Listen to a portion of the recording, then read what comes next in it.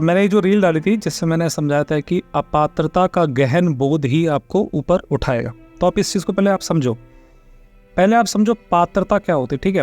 उससे भी पहले आप समझो कि अहंकार क्या होता है। अहंकार होता है जो भी आप हो, आपकी समझ, आपके होने की समझ ही अहंकार, ठीक है। मतलब जैसे मान लो मैं अभी कुछ बोल रहा हूँ कि ये एक बाइक है और ये कार है, थार है, और थार में हमने लगाए 20 इंची के एलॉयज वगैरह, है ना। तो जब मैं थार की बात बहुत लंबे टाइम तक करूँगा कि इसमें 4 व्हील ड्राइव है और इसमें ये है वो है, तो उसमें गर्ल्स को क्या इंटरेस्ट है? मोस्टली जो गर्ल्स है जिनको ज़्यादा इंटरेस्ट नहीं है 4 व्हील ड्राइव में या ऑफ रोडिंग में, वो तो जहाँ पे उनकी समझ है ही नहीं, वहाँ पे दे विल नॉट कमेंट, है ना। वहाँ पे उनका माइंड एक्टिवेट होगा ही नहीं। लेकिन अगर मैं अचानक से स्टार्ट कर दूँ ये बोलना कि अभी जो रीसेंट जो फैशन है उसमें क्या है, या फिर मैं बात करूँ मेकअप के ऊपर बात करना स्टार्ट कर जाऊँ, तो फिर बॉयज़ का माइंड एक्टिवेट नहीं होगा। यूजुअली बॉयज़ को क्या लेन देन है मेकअप से, तब फिर गर्ल्स का माइंड एक्टिवेट हो जाएगा। तो जहाँ पे आपकी होने की समझ है वहीं पे आपका अहंकार बैठा होता है। पहले तो आप ये समझो, जैसे मान लो आप लोग जॉब कर रहे हो, तो जॉब में हो सकता है कोई IT से हो, कोई हो सकता है कोई स्पोर्ट्स से हो, है ना। तो हो सकता है कोई इंजीनियर हो, इलेक्ट्रिक इंजीनियर हो, या फिर कोई और हो। तो इसमें क्या होता है, अब मैं जब तक IT की बात नहीं करूँगा तब तक वो IT वाला जो बंदा है वो एक्टिवेट होगा ही नहीं। वो बेचारा सुन रहा है अपना। फाइनेंस वाला बंदा होगा वो अचानक से एक्टिवेट हो जाए, अच्छा भाई साहब आपको क्या मालूम इकोनॉमी क्या होती है, देश की इकोनॉमी ऐसे नहीं होती, बूम ये वगैरह वगैरह।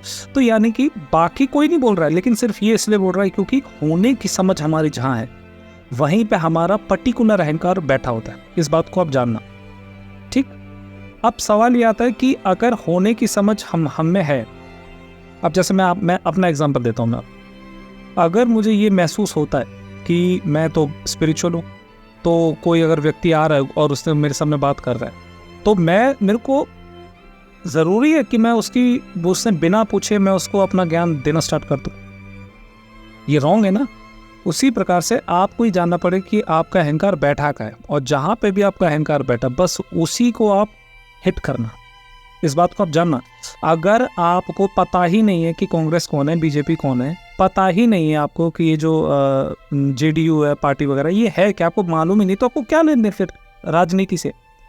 तो आपने एक चीज़ देखी, आपका माइंड दौड़ता ही उस वक्त है जब उसको इनिशियल फूड है, जो सो कॉल्ड अहंकार है, वो जब मिल जाता है तब, है ना। तो यानी कि होने का जो भाव है आपका, होने की जो आपकी जो अंडरस्टैंडिंग है, वहीं पे आपका अहंकार होता है एग्जैक्टली। तो इसी आप अगर आप गौर से मेरी रील्स को स्क्रॉल नीचे जाओगे ना, तो वहाँ पे मैंने एक रील डाली थी जिससे मैंने कहा था कि spirituality is actually D learning. लोगों को ये लगता है कि हम कुछ सीखेंगे समझेंगे तो वो है स्पिरिचुअलिटी, लेकिन आप जान नहीं रहे हो इस बात को। आप IT का ज्ञान लोगे ना तो IT सेक्टर का अहंकार आ जाएगा, फिर आप स्पिरिचुअल ज्ञान लोगे तो स्पिरिचुअलिटी का अहंकार आ जाएगा। हिंदू माइंड के अंदर बैठ ही जाती है बात कि कृष्ण से ऊपर कोई नहीं। इस्लामिक माइंड जो होगा ना, उस माइंड में ही ये बात होगी, तो अहंकार उसका वहां पर है। वो बाकी आपसे बोलेगा नहीं कुछ। आप कभी गांव में जाना, गांव वालों बेचारा कोई लेन देन नहीं, बोलते रहो उनसे, तुम दिल्ली की बातें, फॉर्मूला 1 रेस कार के बारे में, स्पोर्ट्स बाइक के बारे में बोलते रहो। लेकिन जहां तुमने कांग्रेस बीजेपी की बात कर दी, अचानक से देखना गाँव वाले कैसे एक्टिवेट होते हैं। अच्छा तुमको क्या पता, हाँ। और ऐसे ऐसे नेताओं के नाम लेगा वो, तब आपको एक चीज आएगी समझ में कि इस व्यक्ति को वैसे कुछ मालूम नहीं था इतनी देर से, हाँ। लेकिन 2 चीजें उसके सामने बोलना, एक तो तुम राजनीति की बातें बोल देना, हमारे MP UP में तो खास कर राजनीति की बात बोल देना, और दूसरा थोड़ा सा ये बोल देना जमीन की रेट क्या चल रही है, प्लॉट कहाँ चल रहा है, उसको सब पता रहता है, किसने कहाँ प्लॉट लिया, किसने कहाँ पे जमीन ली, ये ली वो ली, ठीक है। अहंकार, तो अहंकार मतलब आप समझो वो बेचारा कुछ नहीं बोल रहा था, इतनी देर से शांत था, आराम से सुन भी रहा था। अचानक से एक्टिवेट कहाँ होता है माइंड, वो पॉइंट ही आपका अहंकार होता है। आप यहाँ तक आगे बात समझ। दूसरी बात क्या होती है आप ये समझो, मैं आपसे बार बार बोलता हूँ ना कि आप हर जगह पर आपका माइंड एक्टिव नहीं होता है, तो हर जगह पर आप विलन नहीं हो, हर जगह पर आप रावण नहीं हो, कहीं कहीं पे आपकी झलक राम की भी आती है आप ही के कैरेक्टर में, लेकिन मोस्ट ऑफ द टाइम आपका माइंड एक्टिव जहाँ भी होगा। मैं आपको समझाता हूँ।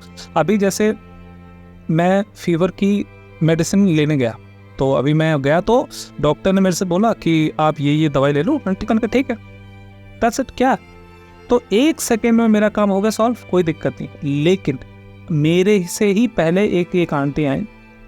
अब दिक्कत ये होती है, वो अज्ञानी थी नहीं एक्चुअली, उसको सो कॉल्ड ज्ञान था। तो अब वो डॉक्टर से बहस कर रही है बहुत देर तक इस बात पे कि नहीं हमको 4 दिन से ये ऐसा है, बुखार वगैरह है, और आपने ये वाली मेडिसिन दी, ये वाली क्यों नहीं दी है।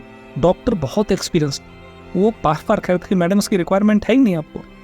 तो आपने एक चीज़ समझी, जो चीज़ मेरे लिए इतनी आसान थी, मैं 1 सेकंड में आ गई मेरे को बात समझ। वो उस लेडी को अपने ही माइंड के कारण नहीं आ रही समझ, सिर्फ अपने ही माइंड के कारण। इसको बात को गौर से सुनना आप। माइंड का अहंकार क्या होता है? अहंकार अपने आप को बचाता है फियर के नाम पे। पहले आप समझना, औरत को कहीं ना कहीं फियर है। Fear of what? फियर हमें इस चीज़ का होता है कि यार कहीं मेरे से स्टेप रॉन्ग ना हो जाए। लेकिन आप समझो इस बात को, जो व्यक्ति जितना ज़्यादा बांधने का प्रयास करता है ना लाइफ को, जितना ज़्यादा बांधने का प्रयास करता है, तुमसे कुछ ना कुछ तो छूटेगा ही। ईजी सी बात है। If you give too much of attention to logic, love will be scarce. Love छूटेगा ना तुमसे, प्रेम तो छूटेगा ही। इलॉन मस्क की बेटी ने अभी 18 साल की एज में उसने वो किया कोर्ट में कि he is no more by father. Why? ये विद्रोह तो आएगा ही। तुमने इस एक बात को समझा नहीं कि no matter what you do, if you no matter what you do, clock is always ticking. घड़ी अपना चांद समय चक्र रुक नहीं रहा है। You want to be a billionaire, fine, लेकिन फिर प्रेम के लिए रोना मत। You want to be a actor, good actor, fine, लेकिन फिर रोना मत तुम कि तुम्हारे 8-10 हो रहे हैं, डिवोर्स हो रहे हैं, ये हो रहे हैं, वो हो रहे हैं। वाई? या तो तुम्हें फेम हैंडल करने की वो ना ताकत नहीं है, तो फिर मत जाओ उस फील्ड में, मत जाओ।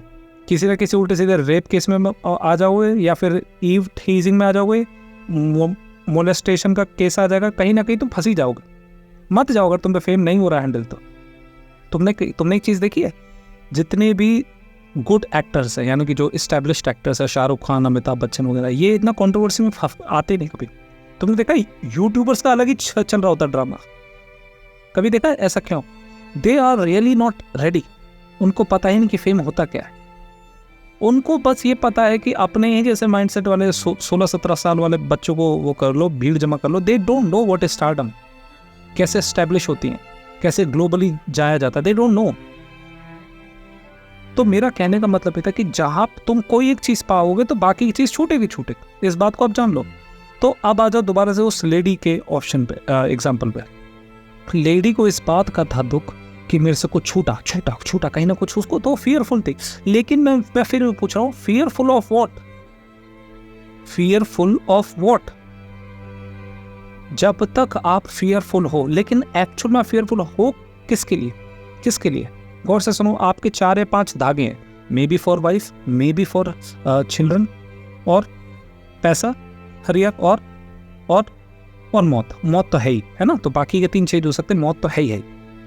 जब तक आप अध्यात्म में ये नहीं समझोगे कि there is nothing to actually fear, जब तक आप लोवेस्ट जगह पे जाने के लिए रेडी नहीं हो, मतलब जब तक आपको डर लग रहा है ना। अभी अगर मैं इमरजेंसी में आपको बोलूँ दैट आपको गाँव में रहना है, मेरे को बोल दो, अगर ज़रा भी सिचुएशन आई, ज़रा भी मेरे को वो लगा, तो ठीक है, कोई दिक्कत नहीं, गांव में रह लूँगा मैं। महीने का 5,000 रुपया मेरे को कोई दे देगा, मैं उसमें भी हैप्पी हूँ। भिक्षा मांगने में हैप्पी हूँ, मैं एब्सोल्यूट हैप्पी हूँ। क्यों? मैंने आपसे कहा ना, या तो जब तक आप लोवेस्ट नहीं जानोगे माइंड का, तब तक माइंड फियर छोड़ेगा नहीं, और माइंड फियर को लेता ही रहेगा। Fear of what? इनसिक्योरिटी, हीनता का जो भाव होता है वो सबसे ज़्यादा होता है। तो आप इस बात को जानना, जब तक आप उस फियर को डीपली जानोगे नहीं। अगर कोई लेडी है और तुम्हारे बच्चे, तो बच्चे एक बार जब आपके पहुंच जाते हैं अपनी जगह पे, तो फिर leave them on their own. अपने आप के जो धागे हैं ना लाइफ के, वो काटो। बच्चों से एक धागा है, हस्बैंड से तो चलो रहेगा, लेकिन हो सके तो काटो as much as you can. क्यों? इससे होगा ये कि जो फियर के जितने भी थे जड़, जो आपको इनसिक्योर बना रहे थे, तब आप अपने आप को एक्सपेंड नहीं कर रहे हो, सिकोड़ रहे हो। सिकोड़ के ही आप पहुंच सकते हो उस एक पॉइंट पे जहाँ पे you are very fearless. Fear of what? मरना है तो हो ही जाएगी मौत, ऐसे नहीं हो, ऐसे हो जाएगी, राइट। तो जब तक आप ये नहीं समझोगे, तब तक माइंड की गहराई को आप खोद नहीं पाओगे। अच्छा, अब आ जाओ इस पर। तो जहाँ पे आपकी अंडरस्टैंडिंग है वहाँ वो अंडरस्टैंडिंग आप ड्रॉप नहीं करोगे तब तक आप अपात्रता को समझोगे नहीं। तो मैं आपको एक ड्रिल बता दूँ, उसको आप पहले आप एक एग्जाम्पल समझो। मान लो आप बहुत ज़्यादा बिजी रूटीन है आपका शहर में, 2 दिन कहीं घूम के आना जरा, या तो कहीं गांव जाना हो सके तो गांव जाना एक बार 2 दिन के लिए। तब आप अचानक से देखो 2 या 3 या 4 दिन में, 4 दिन में एक तो तुम्हारी बायोलॉजिकल क्लॉक है वो हो जाएगी एडजस्ट सूरज के साथ ही उठोगे। 4 दिन तुम छत पे सोकर देख लो, खुले आसमान के नीचे, अपने आप बायोलॉजिकल क्लॉक हो जाएगा एडजस्ट। ठीक है, कभी देखना आप। फिर आपको एक चीज महसूस होगी कि गांव में मुझे हल्का हल्का फील क्यों हो रहा है, राइट? तब आपको पता चलेगा कि एक्चुअल में जो भी आप अपने बारे में सोचते हो वो माइंड था, और माइंड चेंज हो जाता है जैसे आप आउटर हालात चेंज करते हो।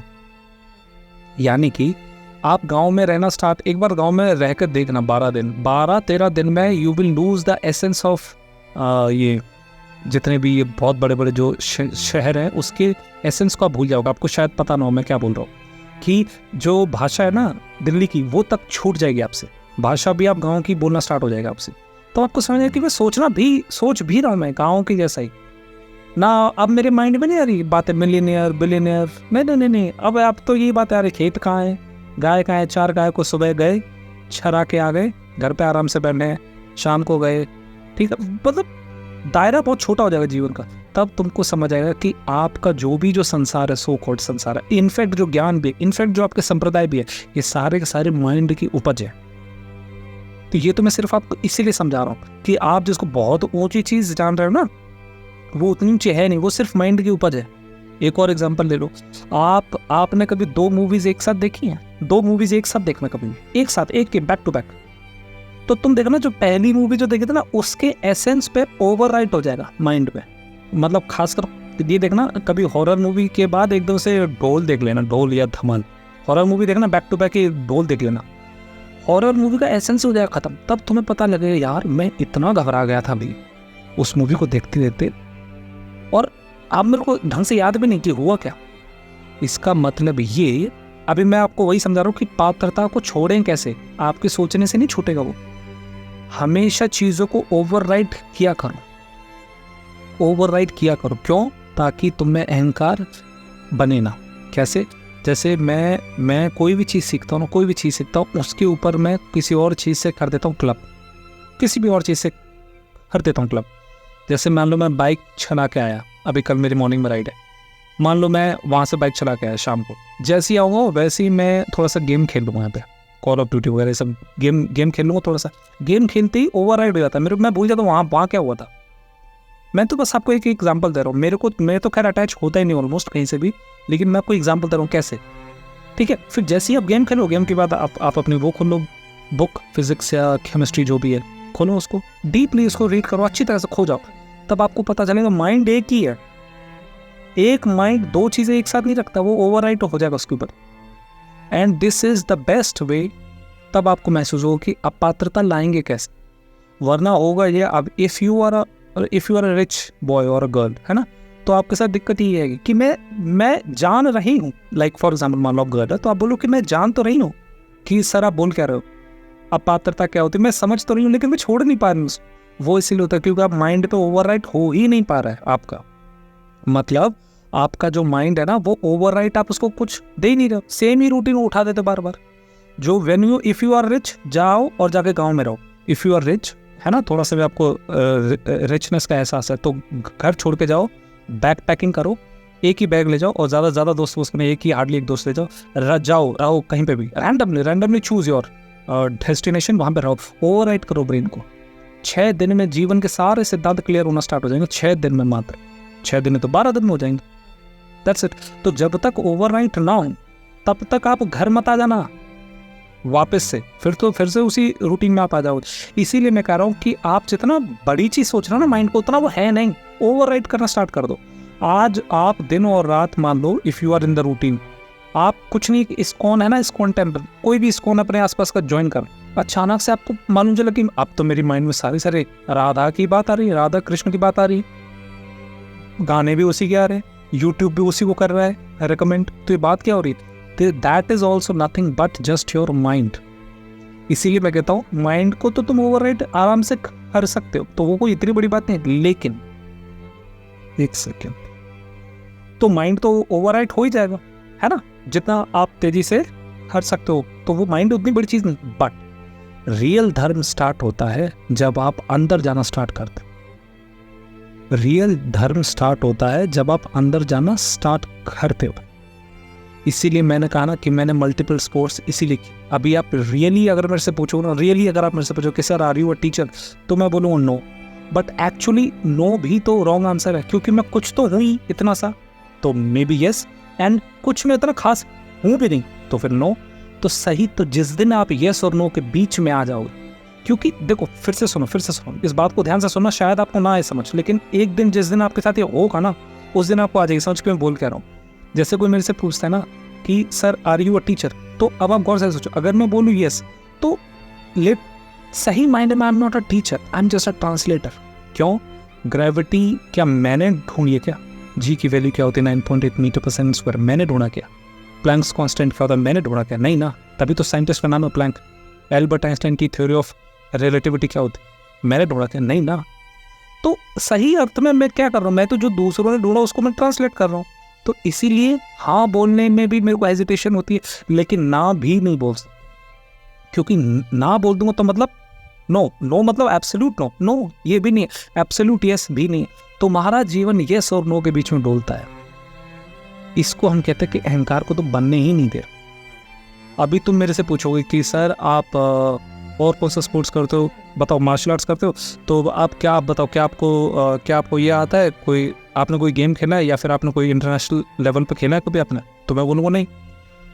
लेकिन आप खुद सोचो, martial arts is not even a thing to discuss. ये मेरे अंदर इतना एम्बेडेड है, कोई भी चीज़ हो।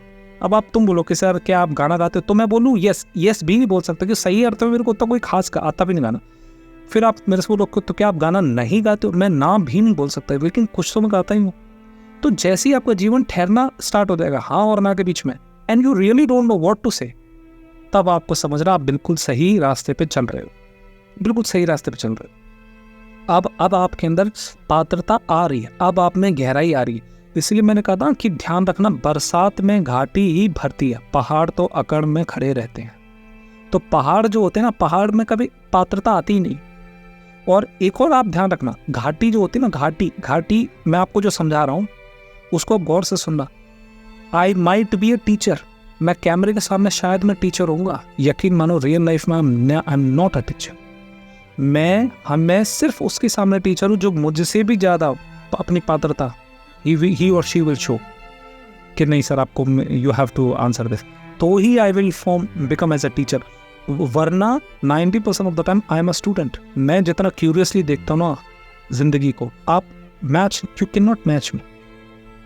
तो इसका मतलब ये जीवन को ऐसे जियो जैसे अभिनय कर रहे। यू आर जस्ट अभी फिलहाल मेरा रोल एज अ टीचर, तो I might be speaking as a teacher, लेकिन रोड पे मैं एज अ टीचर मूव नहीं करता।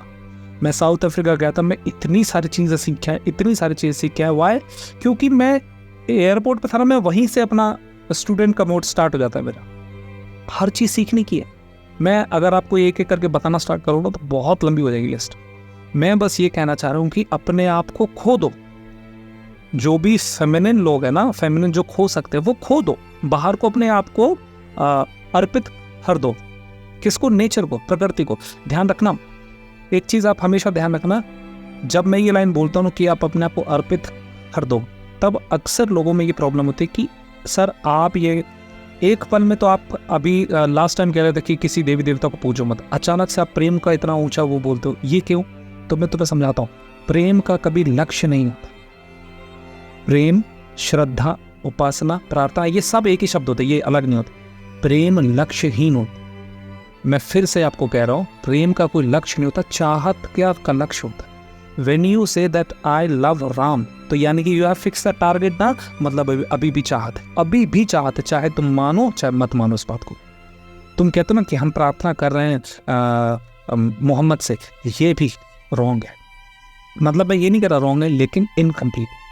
अभी तुम पहुंचेंगे जब तक टारगेट लेस ना हो जाए तुम्हारा प्रेम, टारगेट लेस, फूल को ये थोड़ी पता होता कि मेरी खुशबू कहाँ पे जाएगी, तुम ले लो, तुम ले लो, तुम ले लो, या कोई मत लो, मरना तो मुझे फिर भी है खुशबू देकर। ये चीज आप समझो। प्रेमी जो व्यक्ति होता है वो फूल की तरह था, वो चाह कर भी उसमें उसके अंदर वॉल्व नहीं होते कंट्रोल करने के, I will control my valve, कि प्रेम का फ्लो कितना होगा। ना ना ना ना, ऐसा कोई फ्लो नहीं होता। प्रेम एकदम आएगा तो फिर आएगा ही, वो उसको आप रोक नहीं सकते, वो भी नहीं रोक सकता। इसीलिए लोग कहते ना कि बुद्ध के अंदर करुणा थी। मैं करुणा और प्रेम को एक ही शब्द बोलता हूँ। करुणा, प्रेम, प्रार्थना, उपासना, श्रद्धा, ये सब को मैं एक ही शब्द में बोलता हूँ, वो है प्रेम। Anything which is टारगेटलेस। इसीलिए अक्सर मैं आपको लगूंगा कि मैं नास्तिक हूँ, बहुत बड़ा नास्तिक हूँ, पर ट्रस्ट मी, शायद आप मेरे से बड़ा आस्तिक ढूंढ नहीं सकते। जस्ट फॉर दिस रीजन, क्योंकि मैं आपको बिल्कुल, मैं चाहता हूँ आप अपने आप को समझो कि जो फ्लावर है, फ्लावर आपको कैसी दे रहा है, लाइक अ फ्लावर। तो जब तक आपका प्रेम टारगेटलेस ना बने तब तक वो प्रेम नहीं है, सिंपल। और पात्रता आपको तब पता चली, और इसीलिए मैंने आपसे कहा ना कि मैं एज अ स्टूडेंट के भाव से जाता हूँ। मैं एज अ स्टूडेंट के भाव से जाता हूँ, कहाँ पर, कहीं पे भी जाता हूँ, लेकिन एज अ स्टूडेंट। किसके प्रति? नहीं, किसी के प्रति नहीं, मैं बस हूँ स्टूडेंट। आप मेरे साथ बुरा करो तो भी आपकी इच्छा, अच्छा करो तो भी आपकी इच्छा। आप समझो बात को। जब तक आपके अंदर ये भाव है कि मुझे ये सीखना है, ये सीखना है, तब तक आप टारगेट दे रहे हो। और शिष्य वो होता है जो कभी टारगेट नहीं देता। इस बात को आप समझना ध्यान से जो मैं बोल रहा हूँ। या तो आप पूरा जीवन से ही सीखोगे सब कुछ, या आप सीखोगे नहीं। आप में से कोई जिम विम करता हो तो उसको ये बात मालूम होगी कि फैट लॉस जो होता है वो पूरे शरीर में सिलेक्टिव फैट लॉस नहीं होता कभी भी। एक ही जगह से कि भैया पेट से चला जाओ, हमारी जो चेस्ट है वो एकदम बिल्ड हो जाए, ना ऐसा नहीं होता। वो जाएगा तो पूरी बॉडी से एकदम से जाएगा फैट। समझ रहे हो मैं क्या बोल रहा हूँ? उसी प्रकार से जो प्रेम होता है वो फैट लॉस की तरह होता है। वो ऐसा नहीं है कि वो एक ही किसी पे केंद्रित है, नहीं, सेंटर्ड नहीं होता वो किसी पे। वो ऑल ओवर होगा तो, या नहीं होगा तुम्हारे अंदर। तो उसी प्रकार से मैं जब शिष्य बन के जाता हूँ तो मैं एब्सोल्यूट अपने आप को छोड़ देता हूँ। इनफैक्ट मुझे पता भी नहीं कि मैंने छोड़ा है भी कि नहीं। सबसे जैसा आप जितना प्रेम भाव से बात कर सकते करो, लेकिन अनटच्ड है ना, ये भी बात याद रखना। अनटच्ड सब कुछ सीखो। हेलो सर, मैं तो सर मैडम ही बोलता हूँ सबसे। क्या करोगे तुम टीचर बन के बाहर? प्रकृति में no one is a teacher, मैंने आपको पहले भी बता रखा है। एग्जिस्टेंशियली अस्तित्वगत कोई शिक्षक नहीं होता, टीचर नहीं होता कोई भी। Existentially there are no teachers, only students, only students. और ये लाइन बहुत उल्टी लगी, ऐसा कैसे हो सकता है सर? एक बल पे आप कह रहे हो कि टीचर होते नहीं है, फिर आप कह रहे हो स्टूडेंट्स होते हैं। यही तो बात है। एक टीचर देता है ज्ञान 20 लोगों, तो क्या 20 एक जैसा ज्ञान लेते हैं? यानी कि तुम्हारी पात्रता पे डिपेंड करता है कि आप कितना ले पाओगे ज्ञान। तो टीचर एक है, लेकिन चाह हो सकता हो तो 20 के 20 स्टूडेंट हो सकते थे, या 20 में से सिर्फ एक ही स्टूडेंट होगा। तो आप इस चीज को समझो, तुम्हारी जो पात्रता है, यानी कि पात्र समझते हो ना, कैपेसिटी टू टेक, वो पात्रता ही करेगी डिसाइड कि तुम क्या ले सकते हो और क्या नहीं ले सकते। राइट? इसलिए मैंने कहा था ना, truth is nothing, perspective is everything. Perspective है स्टूडेंट का वैसा, तो मेरा पर्सपेक्टिव है वैसा। मेरे लिए सब ही ईश्वर है, कोई मेरे को जहर नहीं दिखता कभी।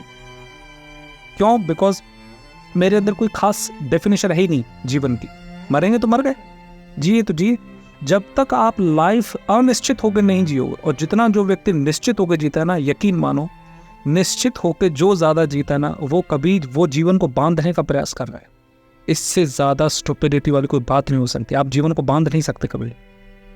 इसलिए एक लिहाज से अनिश्चित होकर जियो, अनिश्चित होकर जियो। आप जो ये देखते हो ना, ये गौतम बुद्ध वगैरह, ये राम, ये रहीम, ये संत कबीरदास, मीराबाई, जिनको आप देखते हो ना, दे ऑल आर एक्सीडेंटल। इस बात को आप जानना, एक्सीडेंटल नहीं। मीरा ने कभी नहीं सोचा होगा कि मैं मीरा हूं।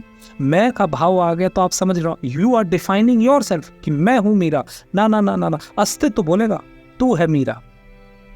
मीरा कभी नहीं कह सकती कि मैं हूं मीरा। तुमने अक्सर सुना होगा ना कि बुद्ध पुरुष कहते हैं कि मैं शब्द का इस्तेमाल मत करो, अहंकार को गिराओ। इसका मतलब आप जानते हो? इसका मतलब यही था। मीरा ये नहीं बोलेगी मैं हूं मीरा, ना ना ना, अस्तित्व बोलेगा तू है मीरा। इस दोनों में अंतर आप जानना। अपने आप को डिफाइन करने की बात ही नहीं है इसमें। यहाँ पे क्या करूं मैं डिफाइन? तो मेरी जो भी अच्छाई हुई या बुराई होगी वो लोग जानेंगे जो मेरे आसपास थे। मैं कभी सही मायने में जान नहीं पाऊंगा। बस इतनी सी डेफिनेशन होती है पात्रता और अपात्रता की।